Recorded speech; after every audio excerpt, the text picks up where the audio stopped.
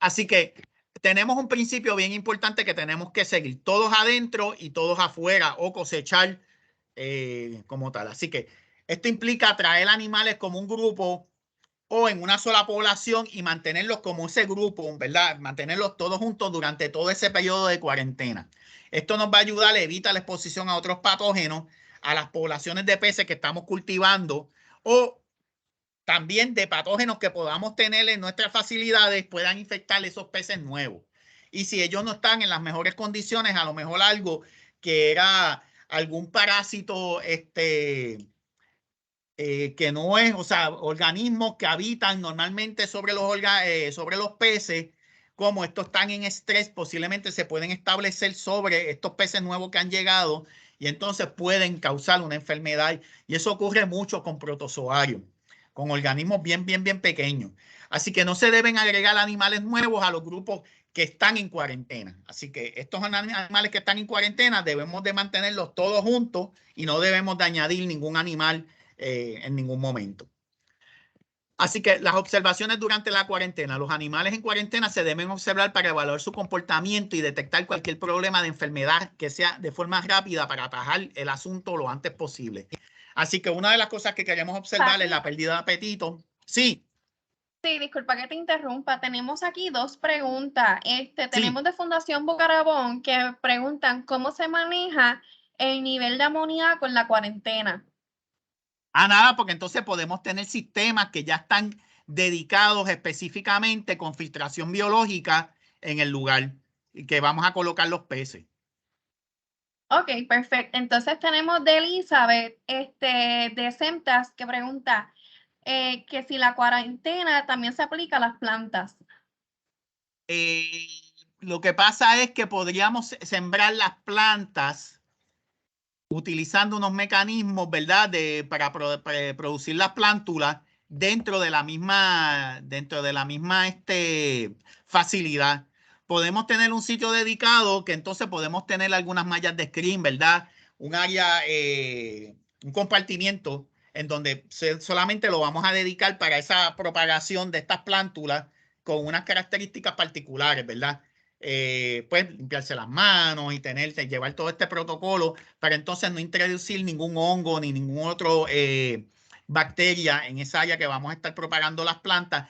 Y en el caso de los peces, vamos a mencionarlo un poco más adelante. Cuando lleguen esos peces nuevos, una de las cosas que hacemos es colocar esa bolsa con los peces en el área que vamos a tener posiblemente de cuarentena para entonces que ellos se vayan aclimatando.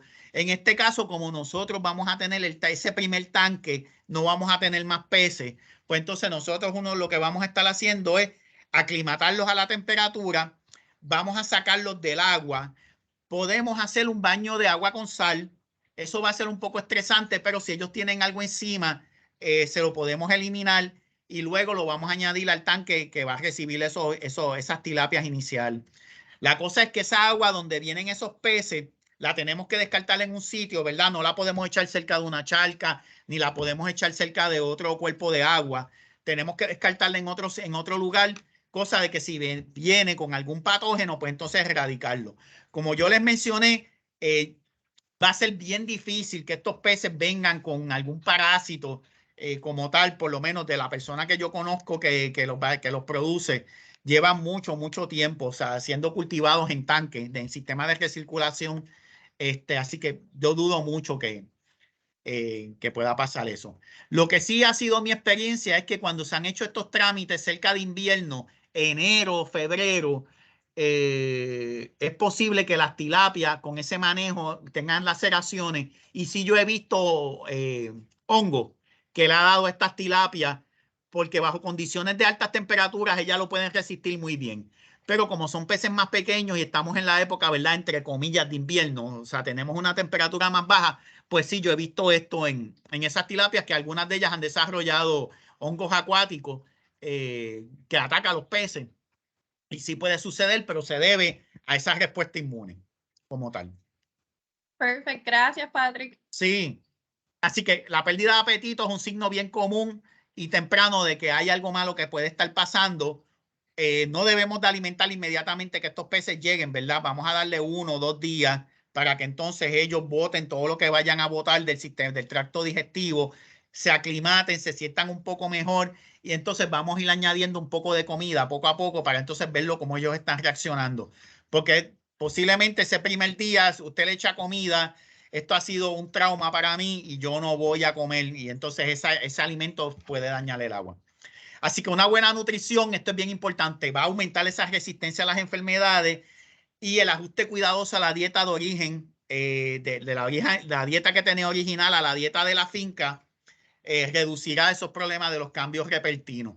Así que recuerden, ellos tenían una dieta original o de origen en donde ellos estaban y ahora van a estar en otro sitio, ¿verdad? Bajo otras condiciones y eso pues entonces va a reducir el problema de esos cambios repentinos, como les mencioné. Así que no todos los patógenos, en este caso bacterias, parásitos, virus y hongos, son iguales. Todos tienen unas características particulares y los patógenos varían en la capacidad de supervivencia en los reservorios, que es donde se encuentran. La patogenicidad, con qué facilidad pueden infectar y causar enfermedades, el diagnóstico y el control. Así que todos los patógenos van a tener un componente distinto aquí. Así que algunos patógenos causan enfermedades más fácilmente que otros y los factores ambientales y el huésped, especialmente la especie y su estado inmunológico, determinará en última instancia si los peces se van a enfermar o no. Así que peces que están en buenas condiciones, bien alimentados, en unas temperaturas adecuadas, con una calidad de agua excelente, pues tienen una gran probabilidad de que entonces si cae algo ahí, ellos lo puedan atajar, pueden desarrollar la inmunidad y eventualmente pues eso que podemos considerar como esa enfermedad podría desaparecer porque entonces ya el sistema inmune tiene todos los mecanismos para batallar con esa enfermedad. Así que desde el punto de vista de los reservorios, los patógenos sobreviven y se replican en reservorios dentro de una instalación. Vamos a tener dos tipos de reservorios, los no vivos, que van a poder sobrevivir en el agua, componentes de los sistemas como esos equipos, sistemas de filtración, toda la tubería. En los pisos, muchos de ellos pueden sobrevivir en algunos estadios en los pisos, en las paredes y el alimento, ¿verdad? Dependiendo de qué tipo de alimento, en algunas facilidades usan alimentos que hacen a diario con material que ellos trituran. Y en ese caso, pues entonces puede estar ahí. Los alimentos, en el caso de los vivos, incluyen los mismos animales acuícolas, así como los otros animales como ranas y aves, plantas y alimentos vivos o congelados. Perdónenme, aquí en este caso es alimentos vivos o congelados y en este tipo puede ser ese alimento seco. Vamos a ver un poco más adelante ese alimento seco. Y me disculpan aquí.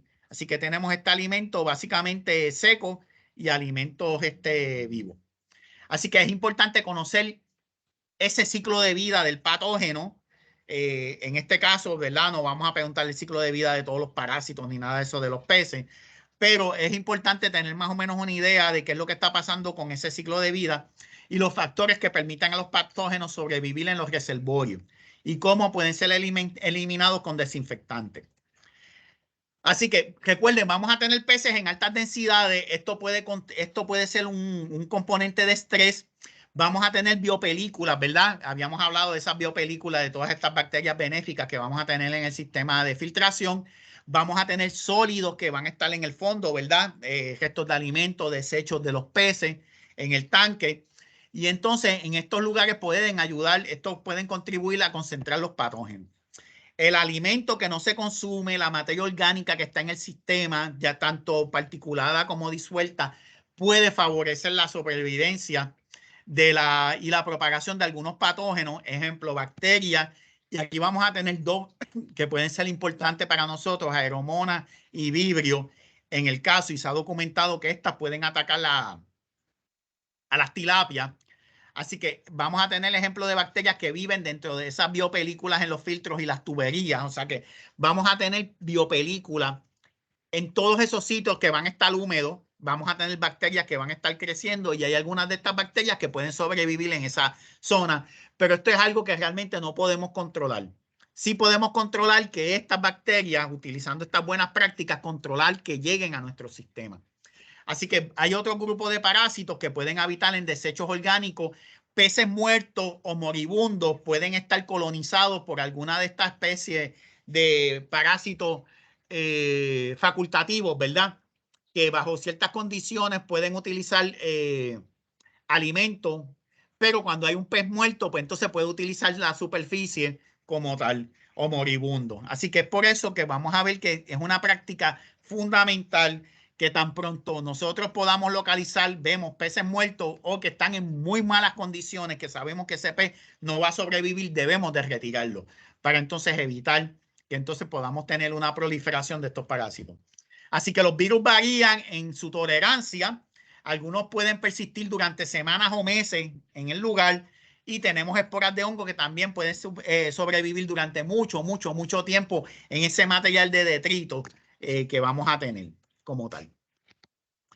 Así que desde el punto de vista de los reservorios, los patógenos ingresan a las facilidades por medio de aerosol, gotitas muy pequeñas, muy finas, sobre los equipos, sobre los vehículos, en la mano, en los brazos, en los zapatos de las personas. Y una vez adentro pueden sobrevivir en zonas que están húmedas, en los suelos, en las paredes y en el techo. Así que esto es para que ustedes vean que tenemos que controlar hasta cierto punto qué es lo que está pasando en el área. O sea, mantener esa buena higiene en manos, brazos, pues zapatos, ¿verdad? Y esto es básicamente específico para estas zonas, estas áreas donde vamos a tener unos cultivos muy intensos. Posiblemente al nivel que nosotros vamos a estar, no va a ser tan, ¿cómo le digo? Vamos a tener que implementar esto de una forma tan férrea, pero son cosas que tenemos que tenerlo en consideración cuando vayamos a estar cultivando. Así que los patógenos pueden propagarse en animales como aves, roedores, reptiles, insectos e invertebrados acuáticos. Yo les había mencionado en otras presentaciones anteriores que debemos de tratar de controlar pues las aves, o sea, que los changos no aprendan que donde hay peces hay comida y donde hay comida yo puedo mojarla en el tanque de los peces, o sea, tenemos que tratar de evitar eso.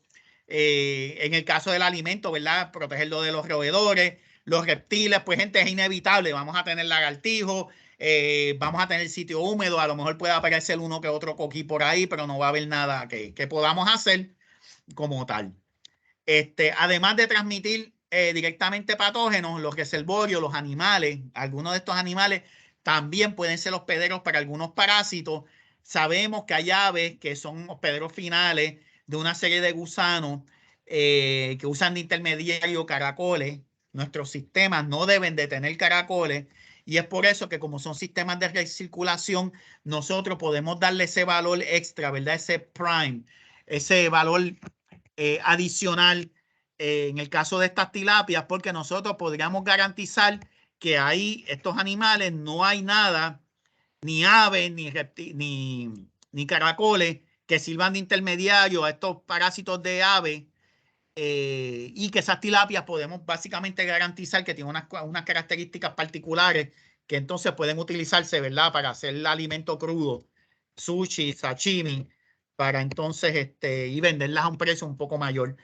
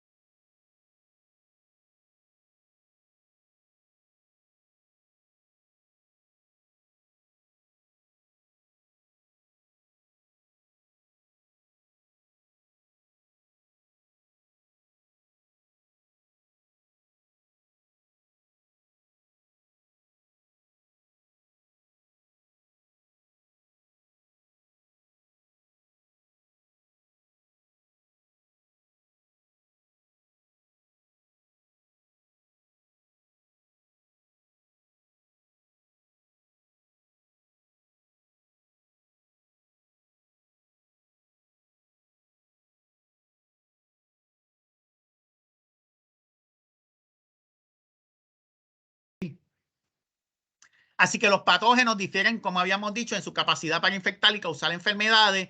Muchas bacterias, aeromonas y virus comunes en acuicultura son oportunistas, o sea, y causan bajo las condiciones adecuadas para ella, no necesariamente para el pez. Condiciones no adecuadas para el pez pueden ser condiciones favorables para estas bacterias, van a causar la enfermedad. Solo cuando esas condiciones ambientales son adecuadas, noten, para la bacteria. O cuando esos peces van a estar en estrés. Aquí tenemos algunas tilapias. Esto es aeromona y esto es vibrio. Y noten que pues básicamente se ven bastante similares.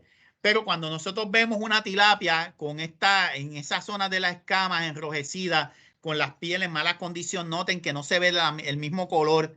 Noten acá que este pez tampoco se ve del mismo color de esas zonas enrojecidas o una gran cantidad de mucosa que usted ve el pez como que se sale toda esta baba. Él está nadando y esta baba le corre detrás.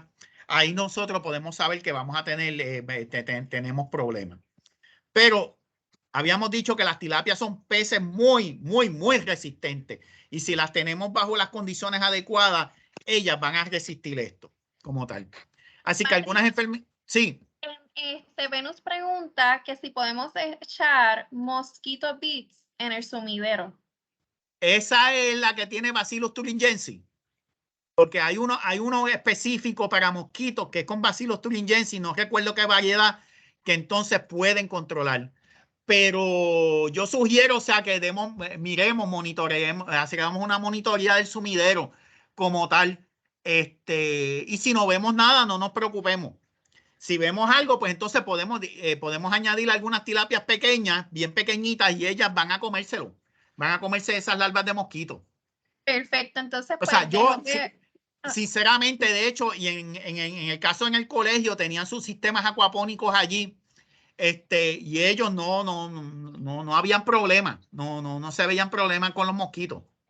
Ok, entonces pues dejo a Manrique Planel, que tiene la mano levantada, para que abra el Sí, micrófono. Sí, Patrick. sí, Manrique. Saludos. Y saludos a todos. Saludos.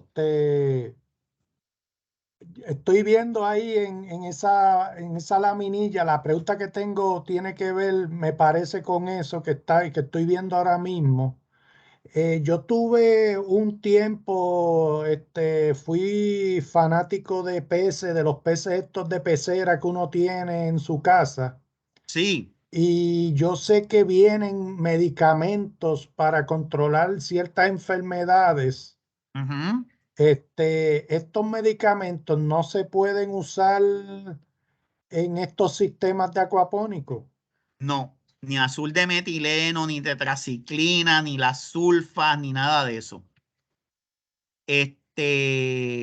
Los cíclidos, las tilapias que hay ahí, tienen una enfermedad común que se llama Hole in the Head, que es un protozoario, tricomona, que hay medicamentos, pero tampoco los podemos utilizar. No los podemos utilizar porque el problema es que las plantas lo van a incorporar.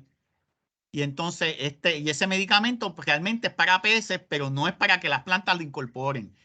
En el caso de algunos antibióticos, pues nos pueden dar el problema de que pueden afectar el filtro biológico como tal.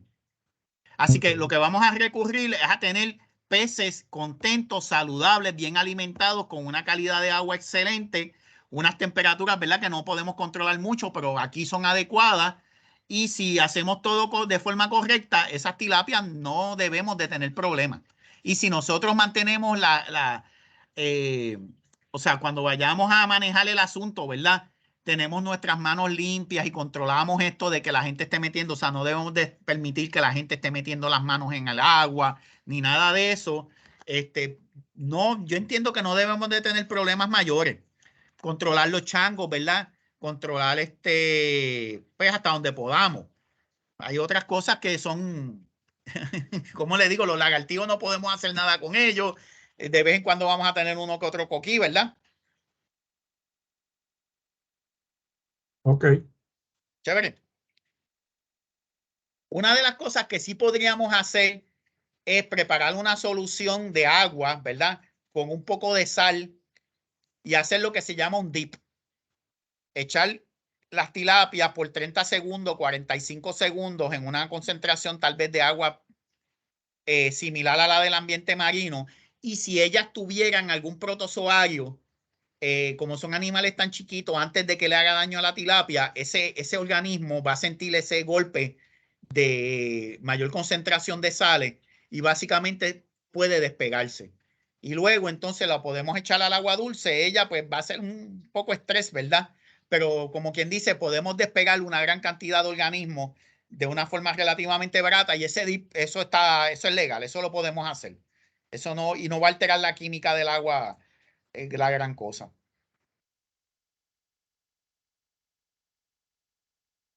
Así que nada, algunas enfermedades infecciosas se controlan fácilmente con un buen saneamiento y desinfección o con medicamentos. La prevención siempre va a ser la mejor opción para el control como tal. Así que debemos de tener esto, la prevención siempre. Recuerde que no vamos a poder utilizar medicamentos para esos peces en los sistemas acuapónicos como tal. Así que diferencia entre saneamiento y desinfección, ambos son necesarios para un buen control de la enfermedad. Saneamiento es ese primer paso, es realmente limpieza, limpiar. Consiste en eliminar todo ese material extraño, todo ese material acumulado, ¿verdad? Suelo, materia orgánica y biopelícula de los objetos. Nosotros sabemos que tenemos una seria limitación en los sistemas acuapónicos porque vamos a tener todo este sistema cubierto de todas estas películas de bacterias que si son las bacterias que a nosotros nos interesan van a competir favorablemente con esas bacterias malas, ¿verdad? Y entonces podemos desplazarlas. No vamos a evitar que estas que son las que no queremos se establezcan en el sitio porque van a estar compitiendo por el lugar y evitamos que se establezcan. Así que la desinfección es el segundo paso, eliminación de muchos o todos los microorganismos patógenos que vamos a encontrar. Nosotros podemos recurrir en algunos casos, vamos a ver en qué específicamente. Así que la desinfección es efectiva solo si los organismos en todas las superficies están expuestos. Así que por eso es que este primer paso de sacar todo ese sucio, toda esa mugre, es importante para que dejar el área limpia y que quede expuesta a este desinfectante apropiado, ¿verdad? A la concentración y durante el periodo de tiempo recomendado para que entonces esa desinfección sea efectiva. Así que los métodos físicos que podemos utilizar de desinfección de equipo incluyen calor, por ejemplo, las redes, podemos ponerlas en algún lugar para que aumente su temperatura. Podemos hacer eso metiéndolas en una bolsa, ¿verdad? De estas oscuras, someterlas al sol, dejarlas por varias horas, luego sacarlas para permitir que se sequen o primero podemos permitir que se sequen, ¿verdad? Para que eliminar toda la humedad y luego ponerlas en esta bolsa de basura que esto se calienta un montón. Luego la podemos exponer la luz ultravioleta. Noten ahí que la exposición a temperaturas de 80 a 100 grados durante 10 minutos matan a todos los microorganismos activos, no matan algunas esporas. La luz solar puede ser efectiva, pero el tiempo de exposición varía dependiendo de la intensidad, temperatura y otros factores. Recuerden, la luz solar tiene un montón de luz ultravioleta, ¿verdad? Esa misma que daña, nos daña a nosotros, así mismo daña a estos microorganismos. Y secar ese equipo puede ayudar también a reducir el número de patógenos, aunque las esporas, quistes y algunos huevos pueden sobrevivir. Así que si nosotros vamos a utilizar una red, una buena práctica es que la podemos meter en alguna solución, ¿verdad? De hipoclorito de sodio, o lo que podemos hacer es que luego la colocamos por cierta cantidad de tiempo, la dejamos afuera para que se seque, que se ponga la luz solar, luego la podemos meter en una bolsa para que alcance altas temperaturas y entonces ahí vamos a estar bastante seguros de que eliminamos cualquier patógeno y evitar que lleguen a los otros tanques. Los métodos químicos de desinfección con hipoclorito de sodio, como les mencioné, efectivo contra bacterias, virus, parásitos y hongos. Los compuestos como hipoclorito de sodio están disponibles en líquidos, ¿verdad? Los conocemos por ahí por diferentes marcas, la más famosa Clorox, o compuestos de calcio en polvo, que son los que utilizamos para las piscinas, para pues, darle las condiciones adecuadas a una piscina. Los compuestos de cloro son corrosivos para metales, causan daño a la piel y membranas mucosas. O sea, esto es una de las cosas malas que tienen. El cloro puede ser neutralizado con una sustancia química que se conoce como tiosulfato de sodio, 7 miligramos de tiosulfato de sodio para cada miligramo de cloro. Y así, porque una de las cosas que tiene el cloro, esto es una de las razones que nosotros no podemos utilizar agua directamente de la pluma. porque ese cloro es corrosivo a las branquias de los peces. Así que una de las cosas que podemos hacer si vamos a utilizar agua de la pluma es llenar el tanque, permitir 1 o 2 días, añadir movimiento, ¿verdad? Para que entonces ese cloro salga del agua. Y entonces de esta forma ya sabemos 1 o 2 días, 24, 48 horas, ese cloro sale. Y ese mismo cloro residual, ¿verdad? Es el que nos protege a nosotros de bacterias, ¿verdad? En el agua que sale por el grifo. Pues en algunos casos debemos utilizar esos conjuntos de pruebas de cloro, ¿verdad? Principalmente estos que pueden utilizarse para acuario o en algunas piscinas para asegurarnos de que no queden residuos. Y si metemos peces ahí, entonces los podamos afectar, no solamente los peces, ¿verdad? Bacterias que también pueden estar en ese caso. Así que alcoholes, el alcohol isopropílico o el etanol en concentraciones de 60 a 70% eliminan muchos patógenos, bacterias, hongos, parásitos y virus. Son de los pocos desinfectantes fácilmente disponibles que son efectivos contra micobacterias. Así que los alcoholes son altamente efectivos una vez que la superficie se ha limpiado, ¿verdad? Que no quede residuo sucio como tal y que ese alcohol pueda penetrar, pueda llegar limpiando como tal la materia orgánica del suelo, materia orgánica y suelo. Así que esos alcoholes, pues si la superficie está bien limpia, pues puede entonces ser bien efectiva. El alcohol isopropílico es menos flamable que el alcohol. Eso es una de las cosas malas, ¿verdad? Que tienen y es una opción más segura como tal. Manejo de personal y visitantes. La bioseguridad será efectiva solo si el personal y los visitantes entienden los protocolos. Los empleados y visitantes que no sigan los protocolos establecidos aumentarán el riesgo de enfermedades y de transmisión en el área. Así que el acceso a las zonas sensibles deben restringirse al personal autorizado y estas zonas podemos dividirlas. O sea, una de las buenas prácticas es tener un área donde vamos a tener los reproductores y recuerden que vamos a tener todos estos peces pequeños que no tienen un sistema inmune tan desarrollado y que si nos cae ahí una enfermedad, básicamente nos va a arrasar con todas esas semillas que nosotros vamos a estar produciendo. Así que el área de los reproductores es un poco más sensitiva en este caso que las áreas de que vamos a tener los peces, que ya vamos a estarle esos tanques de engorde. Así que otra cosa importante es que los visitantes que llegan de otra instalación acuícola deben considerarse como un riesgo grave. Así que estos son componentes para acuicultura de alto, ¿verdad? Fincas grandes.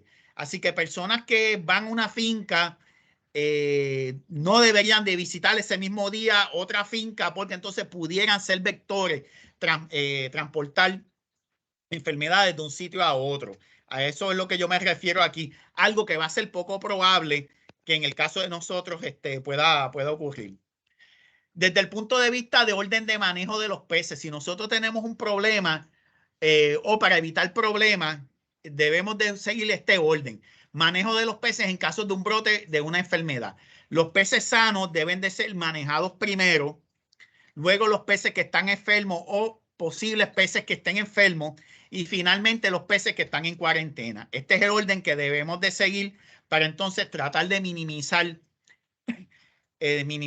la posible propagación de enfermedades dentro del lugar. La edad también es importante, juega un papel importante, un factor importante. Los peces más jóvenes se consideran, como yo les mencioné, mucho más susceptibles, por lo que el orden de manejo debe ir de peces jóvenes primero, los menos que queramos enfermar, a los más viejos, que son los más tolerantes.